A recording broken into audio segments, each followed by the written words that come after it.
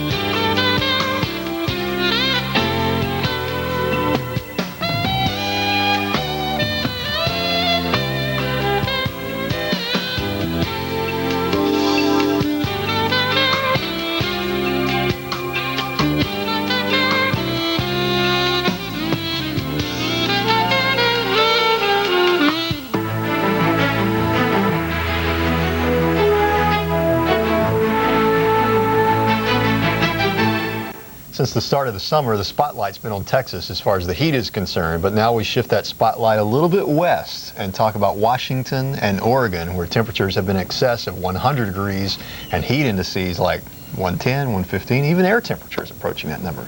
I'm Scott Larimore. Thanks for joining us. And I'm Dave Schwartz. This is Weather Center. In addition to the heat, we've had storms too, flooding rains, even some severe weather here tonight. Let's start off with that. Then Scott will get to the heat and the forecast for Tuesday. This is what the highway looked like in Charlotte. The fire department just cordoned it off. Some vehicles were stuck in this thing. And well, we had about 2 inches of rain about an hour and a half time, and that was all we needed to turn some rivers into flooded out areas. And boy, you don't want to drive through that. Look at that. Well, we're drying out tonight. Not that a cold front has blown through here or anything, just the rain has ended. One cluster of showers has moved through Charlotte. And then here we are in the studio. I'm Dave Schwartz. Good night. No, I'm just kidding. Hey, this is where this is the precipitation that's fallen since 8 o'clock Charlotte, North Carolina time. Most of it here. Then this afternoon, after a sunny start, woof, thunder showers began. Rest of the country mostly dry, including most of Texas. Boy, a few thunderstorms here in the Texas Panhandle, but here in Dallas, well, Scott will tell you about Dallas. We did have a frontal boundary that stalled out across the southeast. It's still the focal point for clusters, one after the other, to fire up, put drenching rains down, even some hail in Jackson, Tennessee. This time last night. Jackson is not going to have problems here tonight. One cluster goes off the coast. That brought 2 inches of rain to Charlotte, 2 inches of rain to Atlanta. Here comes the next cluster with some activity along that boundary, or some boundary that's set up here in Alabama.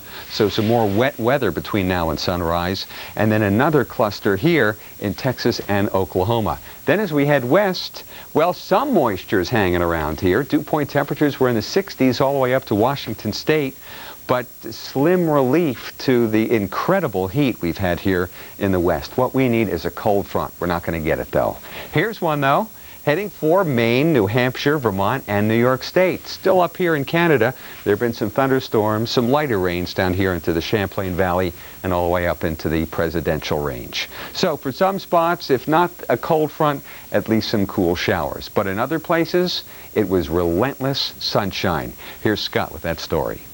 And those places were out west in Washington and Oregon, where we typically expect to find pleasant temperatures. Normal highs this time of year in the 80s. That was not the case to start the business week. Why, you ask? Well, we have a big ridge of high pressure that's helping to cause very hot conditions in the northwest.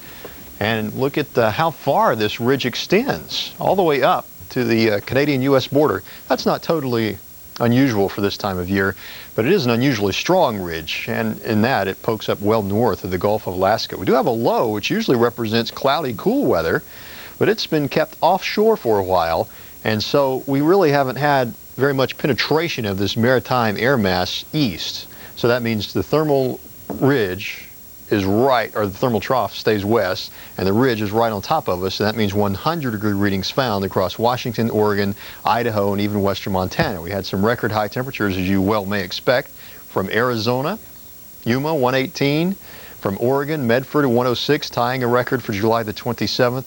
Had record high temperatures in Washington with highs in the mid to upper 90s. So very hot, very dry underneath these two big domes of high pressure across the southwestern United States, and this just gives you another general broad look at how far north this big ridge reaches. And it's been hot across Texas. That's no big surprise. We've been talking about that for months. Temperatures in excess of 100 degrees. Of course, the hottest year ever for Texas and Louisiana. But look at the northwest. Temperatures 15 degrees above average in Seattle and parts of Idaho, and even eastern Montana and western parts of North Dakota. But here we have some cooler than normal temperatures. That's because we have a stalled front in this general vicinity, a trough of low pressure, a weakness in the atmosphere. That's providing rain showers across northern Georgia, northern Alabama, and western Tennessee here this morning. That'll be the trend on into midday Tuesday and Tuesday afternoon. These complexes of storms firing up on the northern side of that upper level high across Texas and riding to the southeast. 100-degree readings plus found once again across northeastern Texas. We do ask that you use extreme caution in Dallas-Fort Worth area or in the southwest, where heat indices will be approaching 120 degrees. Words to the wise. Well, here's a look at the weather across the nation for the next 4 or 5 days. Have a look.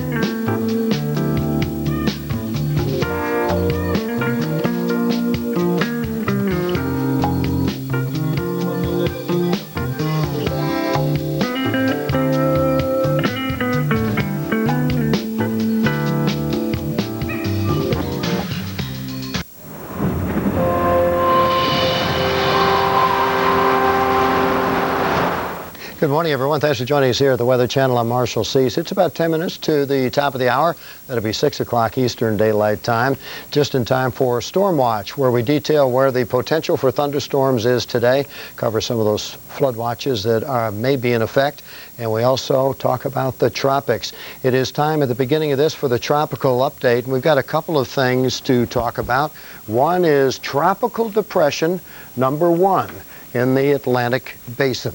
Could it be that the Atlantic hurricane season is beginning to kick off now? Well, it looks like perhaps it is. This is not totally rare, but it is generally not where you look for tropical storm formation out by the Cape Verde Islands this early in the season. Although we are approaching that part of what we call the Cape Verde season. Cape Verde are these islands here, and we have a tropical depression. It was named yesterday as Tropical Depression number 1 by the Tropical Prediction Center, and it looked pretty good. The convection was firing yesterday. Looks like it is moving westward, but we are many, many days away from any impact to this part of the world, and lots of things can happen with this. So you don't need to cancel any plans that you've made for anything, but we're certainly going to be following Tropical Depression number 1. If you're tracking it and you've just begun the track, We'll be starting this at, well, it began yesterday, but we're 12.6 north now, 30.9 west, 460 miles west-southwest of the Cape Verde Islands. That's where the center circulation is. The wind's 30 miles per hour. It's moving west about 20 miles per hour. Estimated pressure about 1,008 millibars, 29.77 inches of mercury. The convection seem to become a little more disorganized overnight, but it is still forecast in the next 24 hours to become a tropical storm. If it becomes a tropical storm in 24 hours, it will become Tropical Storm Alex. Now, it's kind of caught up right now in a couple of things. One, there's a low-level monsoon inflow toward Africa. We also have an area that is not real conducive to development, with a trough to the north of this system, but it looks as though over the next several days conditions will become more favorable for continued development, and it looks as though this is going to hold itself together for a while. So the forecast is tropical storm in the next 24 hours and a continued drift to the west, and then over the beginning or over toward the end of the period, more of a movement to the west-northwest. Out here in the mid-Atlantic is where it is headed, and this is not an unfavorable area at all right now. There is an upper-level trough out here to the north of this area, but that will only affect it when it gets out here toward the Windward and Leeward Islands, and that's not for another 4 days probably before it would approach this area. In the Caribbean, we have a area of clouds and showers across Cuba. That's about it. Just means some showers for folks here. Out here in the Western Caribbean, there's nothing going on that's tropical, and we do have a tropical wave that's interacting with an upper level low out here in the western Gulf of Mexico, and that could mean some rain showers perhaps for Brownsville, Texas, and some of South Texas, which is in need of rain. But nothing here that looks like it's imminent for tropical storm formation in the near future. Just some showers over toward the Cayman Islands, Jamaica, and Cuba. Gulf of Mexico, we're in fine shape. It's an area to watch this time of year, but nothing going on that is of a threat to anyone for the next 3 or 4 days, probably. This is an area that we look for development, and notice that during this week, they do extend further out toward Africa, and of course, that's where Tropical Depression number 1 is, and we do believe it'll become Tropical Storm Alex. This is the peak of the season, September 10th, and we're still at the end of July, but notice how that graph begins to inch its way to the north. Out in the eastern Pacific, we still have Hurricane Darby. It's kind of a small hurricane, but it is well away from any land areas right now. It's still well away from Hawaii too, by the way. It looks like it will move to the west-northwest and north of Hawaii. Its center circulation is 17.5 north, 135.3 west, 1,675 miles west-southwest of Cabo San Lucas.